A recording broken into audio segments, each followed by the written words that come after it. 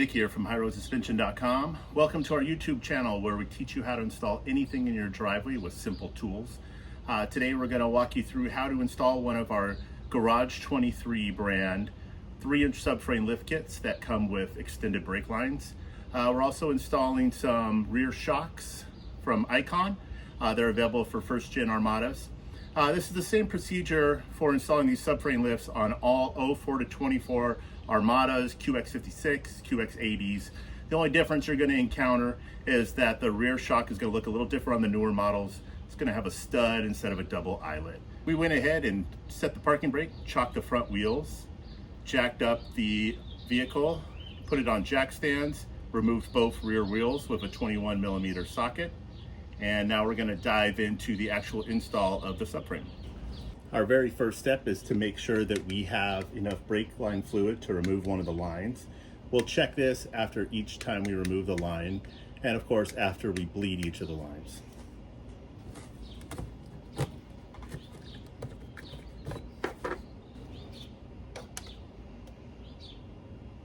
Now that I have the tire removed, my first observation is that there's a 2-inch billet lift spacer underneath here that we're going to have to remove.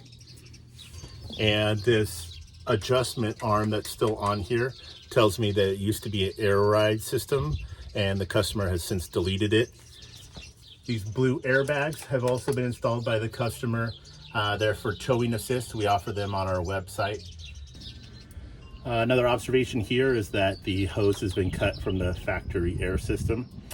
Our next move is going to be removing this bolt here. Then we'll remove this retainer clip. Then we'll remove the lower bolt, swap out our brake line. We'll be bleeding those later in the video.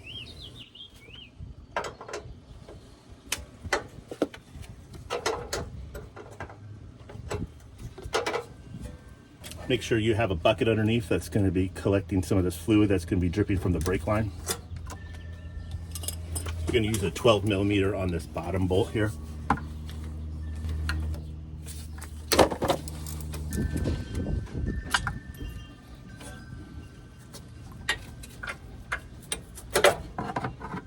Okay, go ahead and remove the line. Go ahead and put the new hose on as quick as possible to prevent any loss of unnecessary brake fluid. Go ahead and put the bolt on there. Put the washer on there. Put the bolt back in there. Go ahead and tighten this bottom bolt. Now we'll go ahead and tighten the top nut here.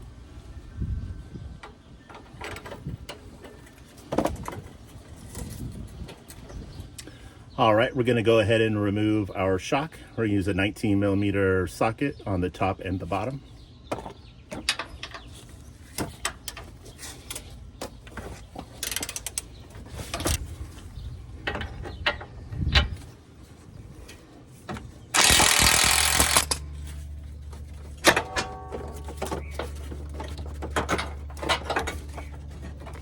We have our brake line on, we have our shock removed.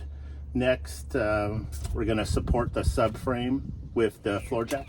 Now we're going to remove this bolt here. To save some time, we already removed the bolt on the other side, on the passenger side. Again, your subframe is supported with a jack. Use a 19mm. Now we're going to remove this bolt under here. There's another one under this side. Again, it's a 19mm, and again, the subframe is supported with floor jack. You can pull this cord to give it a little bit more slack.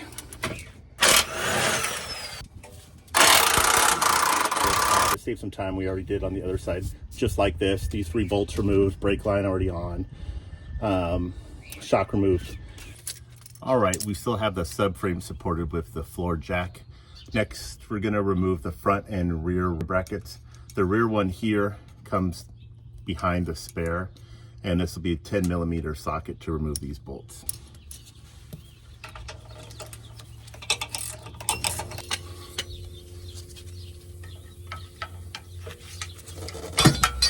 The back retainer bolts are here on this metal cross strap that's hanging from the body of the vehicle. Can remove those with a 12mm.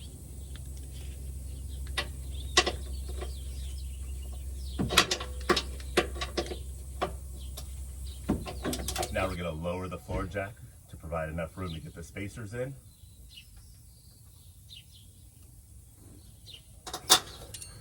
The spacers have an extra hole here for this kind of spike indent that's supposed to seat in the frame. So the spike indent will seat inside the spacer, and then the spacer will sit up here against the frame.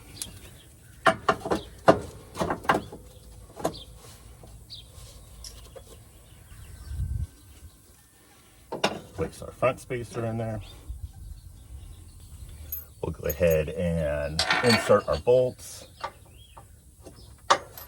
If you face a situation where it's not lined up correctly, you can always use a ratchet strap to pull the subframe forward or back.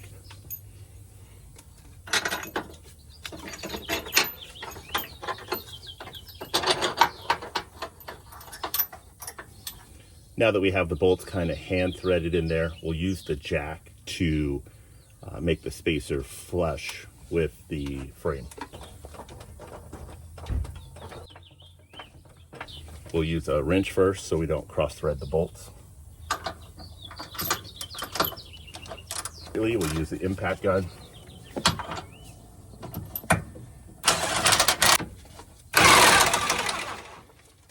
After inspecting that rear bracket that went up here, it wasn't even connected on the other side. It no longer fits with the spare where it's mounted and the drop, so we had to remove that anyways. We won't be putting that back on since it didn't really have any function other than allowing the spare tire to not go any higher than it should. This back bracket no longer reaches the cross member either, so we're going to go ahead and remove it with a 12mm socket. As I mentioned earlier, the customer had already deleted the rear air and has those lift spacers in the back underneath the coil springs. We're going to go ahead and remove those coil springs. This is a good step to follow for those of you that are also going to be deleting it in addition to lifting it, because it's going to be the same process. We're going to have to remove the coil spring to get to the spacer, just like you'd have to remove the coil spring to put in the new Moog coil springs for the delete kit. The lower arm is supported with the floor jack to relieve tension off this bolt. You're going to use a 19mm on each side. Okay, no need to worry about this spring being over compressed or anything or shooting out. It's just going to slowly drop down when we lower this lower coil bucket.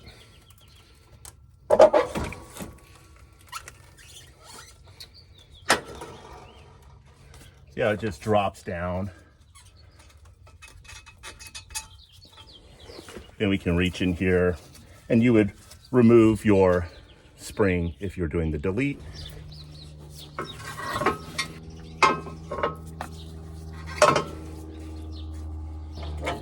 The isolators have an arrow on them. You want to point that out, facing outer tire.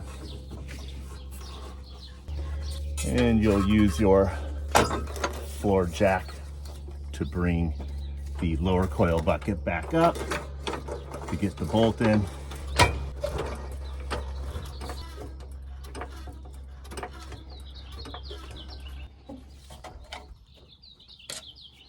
Use a punch or screwdriver to get that hole lined up to the little extra that it needs. Go ahead and slide your bolt back in. Put your nut back on. Tighten it back up with your 19mm on each side.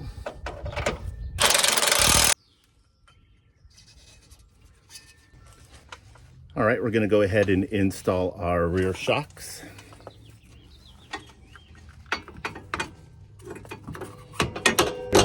Slide the bolt through, 19mm socket. We'll tighten the bottom shock bolt with 19mm. Okay, now we're going to go ahead and bleed our brake line. We're going to use our 10mm flare wrench here to loosen this up. Then we'll go ahead and use one of these cheap one-man bleed brake kits you can buy at any auto parts store. Stick it on the end, loosen it up.